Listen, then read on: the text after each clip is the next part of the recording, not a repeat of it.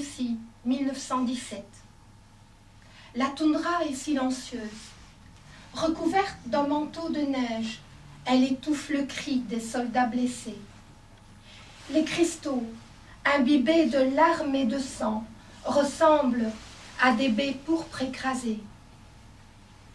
Les carabines sont pointées sur l'ennemi et la chanson Kalinka résonne au fond de leur gorge, au fond de leur cœur. Un soldat marche, Alexeïev.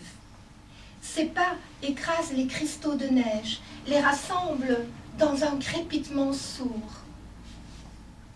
Alors, ce crépitement sourd lui fait penser à un feu de bois. Pour donner un sens à sa vie, il se raccroche à un souvenir, celui de Babouchka, sa maison, l'odeur de la solanka, la soupe qui mijotait dans l'âtre, et la saveur des blinis, dorés comme un soleil. Elle chantait Babouchka. L'écho de sa voix semble traverser la plaine, malgré le sifflement des balles. Dobrou noc, mamila, dobrou noc. Jest sam, dobrou naponoc. Et puis il pense à Katiouchka, sa moitié d'âme au sourire désarmant. Rebelle, espiègle, souriante. Il revoit ses yeux humides le jour du départ pour Kiev. Katiouchka, attends-moi, je reviendrai.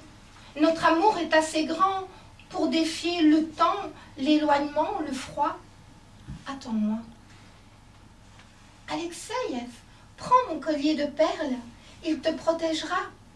Quand la guerre sera finie, tu reviendras le remettre autour de mon cou et nous danserons à nouveau au son des balalaïkas. Dobrou noc, mamila, dobrou noc. Octobre rouge. Les cafetans verts kaki tombent comme des arbres déracinés. Alexeïev est blessé. Plusieurs balles déchirent sa peau.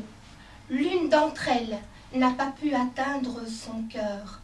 Elle a fait ricocher sur le collier de perles enfoui là, contre son cœur. Perles éclatées, nacre dispersée dans la moleskine du cafetan. Alexeïev est recueilli par un paysan qui le soigne, qui l'héberge. Jour après jour, le paysan a reconstitué chacune des perles du collier. Il les a enfilées sur un fil d'or. Dissimulé dans une grange, Alexeïev a mis 5 ans à se remettre de ses blessures.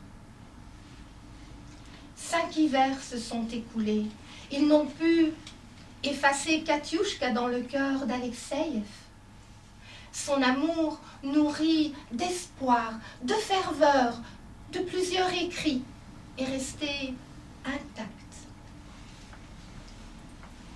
Alexeïev se sent prêt à rentrer chez lui. Il marche dans les campagnes avoisinant Saint-Pétersbourg. La maison de Babouchka est un amas de bois calciné. À 3 kilomètres de là, la demeure de Katiouchka. Quand il arrive près de l'écurie, il respire à nouveau l'odeur de Sochka, pur sang effarouché. Le cheval se dresse, le reconnaît. Alors Alexeïev tend sa main vers les naseaux du cheval et Sochka lui fait don de son souffle chaud et court. De l'écurie à la demeure, il y a quelques mètres à franchir, quelques mètres difficiles. On fête Maslenitsa aujourd'hui. Des sons, c'est la fin de l'hiver. Des sons de balalaïka parviennent aux oreilles d'Alexeïev. Il voit sur l'appui de fenêtre un blini qui est déposé. C'est le symbole d'hommage aux disparus. Alors, sa pudeur se dissout. Il entre. Il se fraye un passage parmi les invités qui le dévisagent. Katiouchka, penchée sur sa balalaïka, relève la tête. Alors, les notes de musique s'effritent lentement. Leurs yeux se reconnaissent.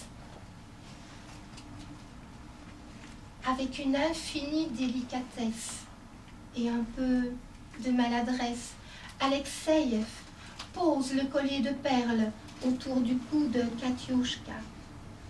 « Je suis de retour, Katiouchka. Ton collier de perles m'a sauvé la vie. »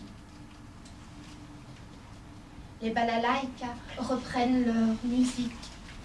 L'un contre l'autre, Alexeïev et Katiouchka dansent. Ils dansent leur vie qui commence et qui laissera à certains moments passer le froid de la toundra.